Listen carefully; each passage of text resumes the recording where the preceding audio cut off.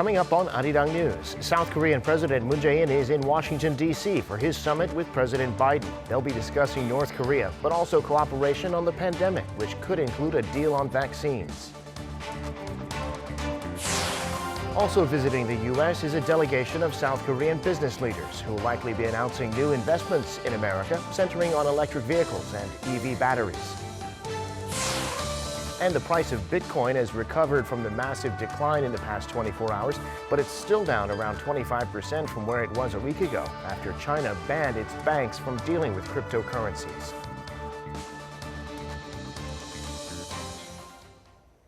It's 5:00 p.m. here in Seoul. Thank you for joining us on Arirang News. I'm Devin Whiting. President Moon Jae-in is in Washington for his first summit with President Biden. He starts his official schedule Thursday with a visit to Arlington National Cemetery and a sit-down with members of the U.S. Congress. The summit itself happens Friday afternoon. Our senior Blue House correspondent Kim Min-ji has the details. President Moon Jae-in will kick off his official itinerary on Thursday, starting with a visit to Arlington National Cemetery.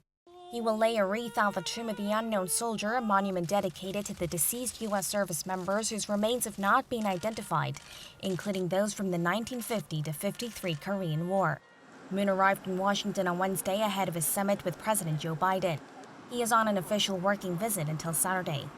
On Thursday afternoon, he will visit Capitol Hill to meet with House Speaker Nancy Pelosi and other representatives. They are expected to exchange views on measures to boost the Seoul-Washington alliance and discuss other issues of mutual interest. On Friday morning, Moon will meet with Vice President Kamala Harris.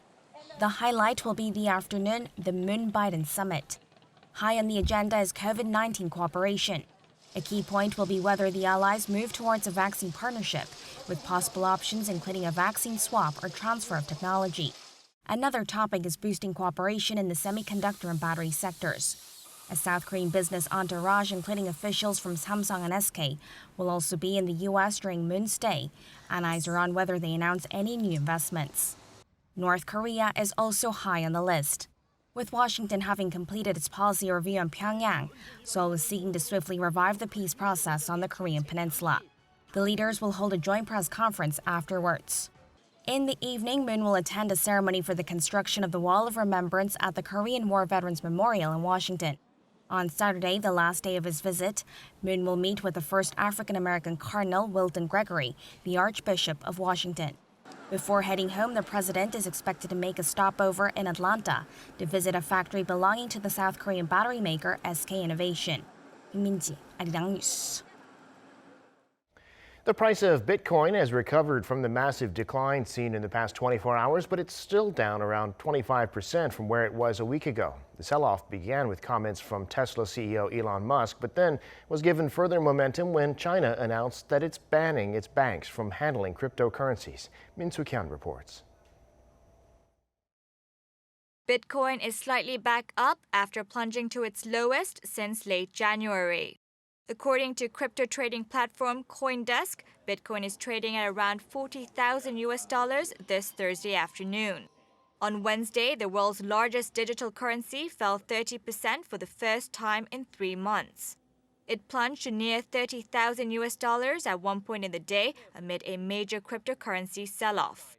Many other cryptocurrencies, including Ethereum and Dogecoin, suffered similar falls. The steep drop follows a joint statement on Tuesday made by 3 Chinese state-backed organizations, the National Internet Finance Association of China, the China Banking Association, and the Payment and Clearing Association of China. The 3 bodies banned banks and payment firms from providing services related to cryptocurrency, such as registration, trading, clearing, and settlement. They also warned investors against speculative crypto trading and said people would have no protection if they were to incur any losses. The crypto market has been under pressure for the past few days. Last week, prices dropped after remarks made by Tesla chief executive Elon Musk, who said he will not accept Bitcoin as payment for car purchases, citing environmental concerns. Bitcoin mining requires a lot of energy for computers to perform the calculations needed to generate the currency. Some investors fear that Elon Musk's latest comments are signs of downplaying his support for the digital currency. Min Soo-kyun, Arirang News. Time now for an in-depth look at the market news this afternoon, and for that I'm joined on the line by Dr. Kim Se-won, professor of economics at Ewha Women's University. Professor Kim, good afternoon. Thank you for coming on today. Good afternoon, Devin. Well, we now have the minutes from last month's meeting of the Fed Open Markets Committee, and it shows some members say they'll be open to discussions about tapering in future meetings. And that means, of course, less bond buying as the economy recovers. Officials still think that the inflation we see now will be temporary. So tell us what you make of this news from the Fed. We can say that all participants in the global financial market are watching U.S. inflation because it is the largest concern of the global financial market and economy. Actually, U.S. inflation stayed around 1% level per year all last year. But U.S. inflation is increasing quickly from the beginning of this year. April, actually, inflation increased up to 4.2% from previous month. March is 2.6% inflation. Under this rapidly rising inflation situation, U.S. Fed still maintains their views that rising inflation will be temporary, and there's no reason for Fed to change their zero interest rate policy. Under these circumstances, according to April's FOMC session minutes released on Wednesday, Fed people said strong inflation and economic activity can be led to tightening monetary policy. So we can expect that if inflation over 2% continues until the end of this summer, a tapering of 120 billion bond purchase every month in the U.S. will be closer. Right, we'll have to keep a close eye on that for sure. And let's turn to the markets. Stocks on Wall Street were down for a third session in a row on Thursday. The Dow by about 0.5%, but less of a decline on the NASDAQ, which is full of tech stocks, of course. That was basically unchanged. So what's the story in the global markets? U.S. market had a big swing on Wednesday. In the morning session, both of Dow Jones and NASDAQ dropped over 1.5%. But as the minutes of FOMC meeting is released in the afternoon, U.S. market recovered a little bit with negative returns. Dow Jones dropped by 0.5%, and NASDAQ stayed even with 0% changes. European markets over Paris, London, and Frankfurt also dropped over 1% yesterday due to increasing concerns of inflation. Well, today in Korea, quite a similar story to Wall Street. The Kospi off about 0.3%, but the tech-heavy KOSDAQ actually posting a slight gain. It looks like retail investors seeing a chance to buy while others were selling. Tell us about the local market. Today's domestic market is much affected by yesterday's U.S. market drop, but the market were mixed between Kospi and KOSDAQ today. Kospi dropped by 0.3%, but KOSDAQ gained by 0.2% today. In Kospi market, institutional investors and foreign investors' sales led the decline of the market. The KOSDAQ market's rise was driven by individual investors and foreign investors' purchase. Right. On the screen there, it says minus 0.2%, but of course it was a gain of 0.2% on the KOSDAQ. And now let's turn to some alternative assets. The price of gold has risen quite a bit in the past few months, now about the highest it's been this year. Seems like some investors are looking to hedge against inflation. On the other hand, there's been a meltdown, as we just discussed, in the cryptocurrency space over the past week. So what do you see happening with these alternative assets? These days, I think cryptocurrency investors assume that gold and cryptocurrencies are substitutable assets to each other. So as inflation pressure is intensified all over the world, the gold price increased because gold is one of the best hedges against the inflation.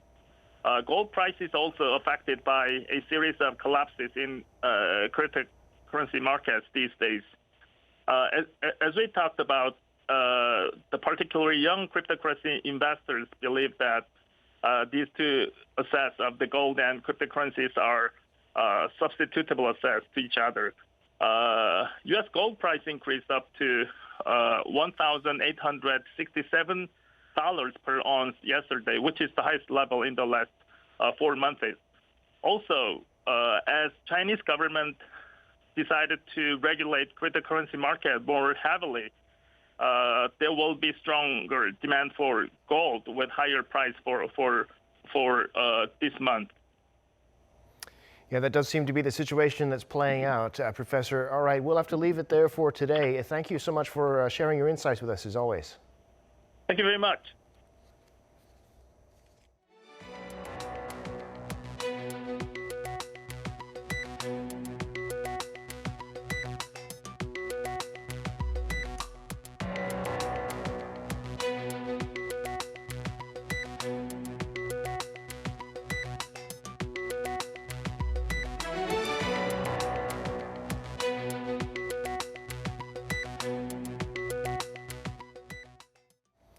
South Korean President Moon Jae-in is in the United States for his summit with President Biden, and also in the U.S. are the leaders of several of South Korea's biggest companies. They'll be promoting economic ties between the two countries, and they're expected to announce some massive investment plans. Kim Sung-min reports. The South Korea-U.S. summit this week is expected to be accompanied by major investment in the U.S. by 4 of South Korea's largest conglomerates, Samsung, SK, Hyundai Motors, and LG. More than $35 billion of investment in total is projected in industries such as semiconductors and batteries. As an unofficial business entourage, the group's officials have been heading to the U.S. from Wednesday ahead of the summit. Led by Vice Chairman Kim Gi-nam, Samsung Electronics is likely to reveal further details about its plans to inject some $17 billion into its foundry business. Samsung has been under pressure to expand its investment, and the White House has summoned back the company for the second meeting on semiconductor measures ahead of the summit. Austin, Texas, where the tech giant already runs a chip facility, has been one of the top candidates for the investment. If it invests in foundry, there will be foundries with advanced technologies, and this will help the company expand its market share. Hyundai Motor Group said last week that it'll invest some $7.4 billion in the U.S. by 2025, mostly on electric cars. More details will be announced during the group's president Kong Young-un's U.S. trip. SK Innovation could also unveil plans to double down on its Georgia factory capacity amid the growing demand for electric vehicle batteries. Including the previous spending on its battery factory, it'll be investing a total of $5.3 billion. And another $5.3 billion of investment will come from LG Energy, also on EV batteries. The company aims to increase its U.S. manufacturing capacity. Currently, LG Energy is operating a lithium-ion battery factory in Michigan, and its new factory in Ohio is under construction through a joint venture with General Motors. It is also expected to build 2 of its own battery factories by 2025. Kim Sung-min, Arirang News. And South Korea's top 2 automakers, Hyundai and Kia, have seen their European sales rise 4-fold from a year ago when the pandemic was first taking hold. According to the European Automobile Manufacturers Association, the 2 Hyundai affiliates sold a combined 78,495 units in Europe last month, an increase of 317%. Their sales growth outpaced that of the overall European market, which was up around 256%, and that boosted the Korean carmaker's market share in Europe to 7.5%. Their sales of electric vehicles soared by 285% on year, led by strong demand for eco-friendly models. South Korean household earnings rose slightly in the first quarter, but that was only because of the government's relief payments. According to Statistics Korea, average monthly household income in the first quarter was up 0.4% on year to around 4.38 million won, which is around $3,870. There were relief payments for small businesses, freelancers, and the self-employed, which went out to millions of people. But there was a decline in incomes from salaries, businesses, and rental properties, the first time all 3 of those have fallen since the early days of the pandemic. Korea has long been at the forefront of robotics when it comes to heavy industry. Now robots are going beyond the factory to help workers at restaurants, hotels, and other places in close quarters with human beings. So-Young has this report. Chicken restaurants can be found in every neighborhood in Korea. But today, we're going to cook chicken in a new way using the help of a robot.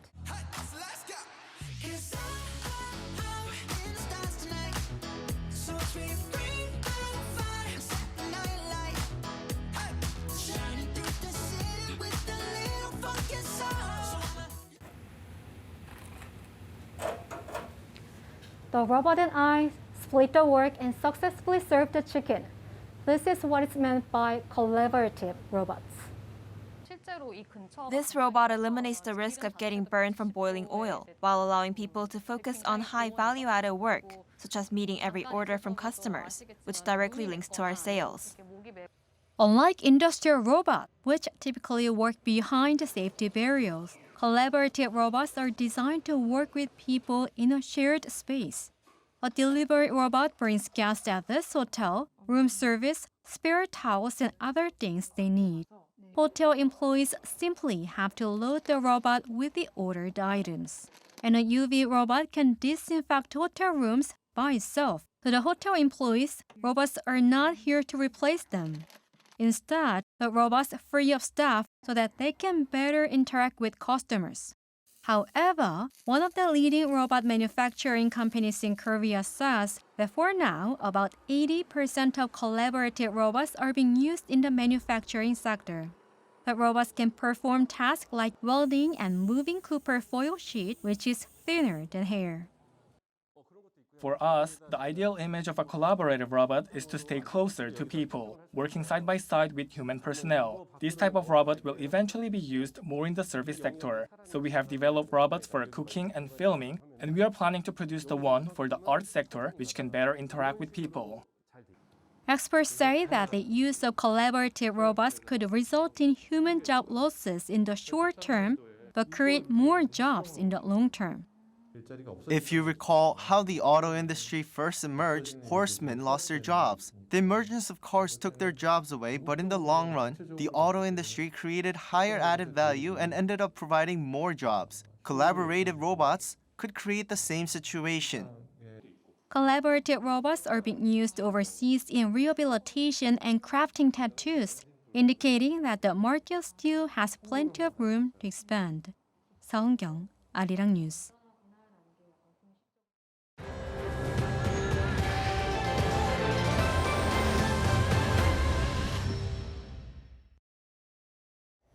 South Korea continues to report new cases of COVID-19, roughly in the range they've been for months. On Thursday, cases were in the 600s for the second straight day. That means tomorrow, when the authorities announce potential changes to the distancing rules, they'll likely keep the ban on gatherings of 5 or more people. Kim Jung-sook reports. South Korea saw 646 cases of COVID-19 on Thursday, slightly down from the previous day. But that drop is unlikely to assure health authorities that infections are on an overall downward trend. In fact, health authorities are growing more worried that the increased outings and gatherings in May and the month's frequent holidays will bring a spike in cluster infections. If we look at the numbers week by week, there isn't much change, with daily cases barely contained in the 600 range. We're keeping a close watch so that the virus variants or other variables don't lead to another major outbreak. All but 27 of Thursday's cases were locally transmitted. The capital region continued to see the majority of the cases, with the Greater Seoul region accounting for 70% of the local transmissions. Since April, the number of cases from cluster infections has not decreased in facilities frequented by young people in their teens and 20s, like PC rooms and singing rooms. Outside the capital, Gyeongsang-Buk-do province saw the most local infections with 33 new cases, with clusters occurring from a singing room and a religious gathering to celebrate the end of Ramadan.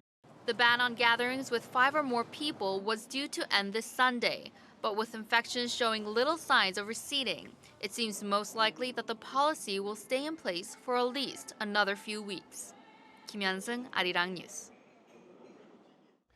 South Korea's vaccine campaign for people 60 and older will go into full swing in about a week's time. Vaccine supplies have been stabilizing, and so first doses of Pfizer will also resume from this coming weekend. Lee Kyung-eun has the latest. South Korea is accepting COVID-19 vaccine reservations for people aged 60 to 74, and the booking rate has topped 50% among those who are eligible. As reservations will stay open until June 3rd, authorities are once again calling for active participation, citing what they say are the real-world effects of vaccines. A cluster infection recently broke out at a nursing hospital, with some 12 people testing positive, but none of them came from the vaccinated group. Also in a family, all but one of its members tested positive, with the solo person being the only one who had been vaccinated. Like these examples suggest, vaccines offer freedom from worries about infection among the elderly who are the highest risk group. They also drastically decrease the chance of transmitting the virus to people around you. Inoculations will start on May 27th using the AstraZeneca vaccine. Along with the first-round inoculations for the over 60s, authorities are set to resume giving the first shots of the Pfizer vaccine from Saturday. That's largely been halted at the moment, with doses currently being used for people getting their second shot. The resumption comes amid a stabilizing vaccine supply, with regular shipments of Pfizer vaccines arriving as planned once a week. The latest batch, containing some 438,000 doses, arrived on Wednesday.